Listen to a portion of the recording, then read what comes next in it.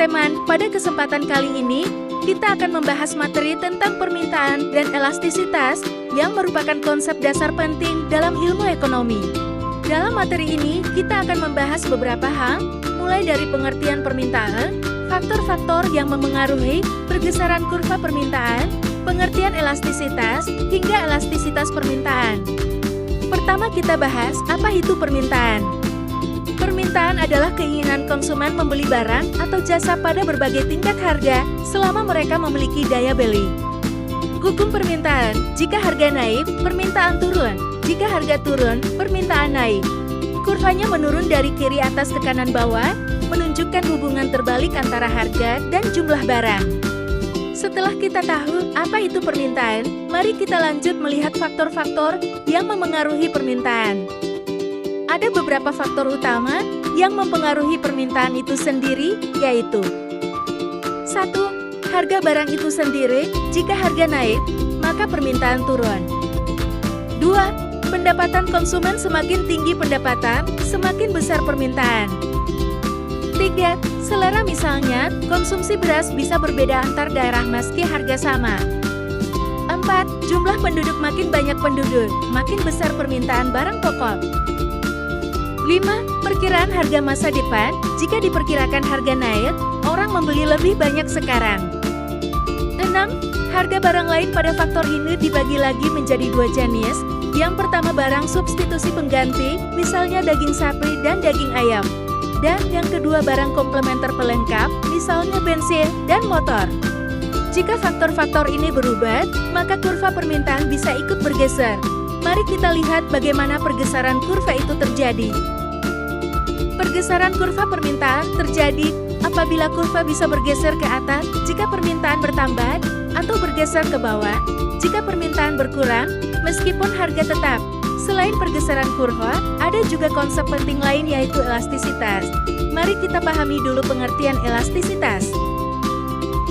Elastisitas adalah ukuran untuk mengetahui seberapa peka atau seberapa besar perubahan suatu variabel akibat perubahan variabel lain. Dalam konteks permintaan, elastisitas dipakai untuk melihat seberapa besar jumlah barang yang diminta berubah jika ada perubahan harga, pendapatan, atau harga barang lain. Setelah tahu pengertiannya, mari kita lihat lebih spesifik tentang elastisitas permintaan. Elastisitas digunakan untuk mengukur seberapa peka jumlah permintaan terhadap perubahan variabel lain. Ada 3 jenis. 1. Elastisitas harga menunjukkan perubahan permintaan akibat perubahan harga. Seperti elastis, perubahan jumlah lebih besar dari perubahan harga. Inelastis, perubahan jumlah lebih kecil dari perubahan harga. Uniter, perubahan jumlah sama dengan perubahan harga. Elastis sempurna atau inelastis sempurna pada kondisi ekstrem. 2. Elastisitas pendapatan melihat pengaruh pendapatan terhadap permintaan. Seperti barang normal, permintaan naik seiring pendapatan. Barang mewah, permintaan naik lebih cepat daripada kenaikan pendapatan. Barang kebutuhan pokok, naiknya permintaan tidak sebesar kenaikan pendapatan.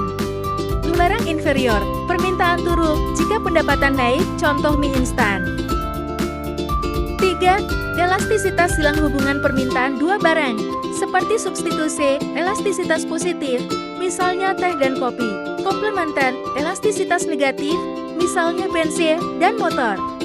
Dari elastisitas inilah, kita bisa tahu seberapa besar perubahan permintaan ketika harga, pendapatan, atau barang lain ikut berubah.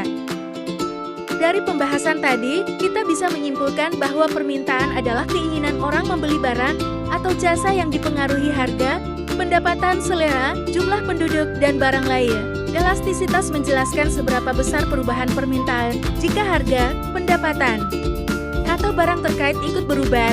Dengan memahami keduanya, kita bisa lebih mudah mengerti bagaimana konsumen mengambil keputusan dan bagaimana pasar berjalan. Demikian penjelasan mengenai permintaan dan elastisitas. Semoga materi ini bermanfaat dan bisa menambah pemahaman kita tentang bagaimana perilaku konsumen dan pasar bekerja. Terima kasih sudah menyimak, sampai jumpa di materi berikutnya.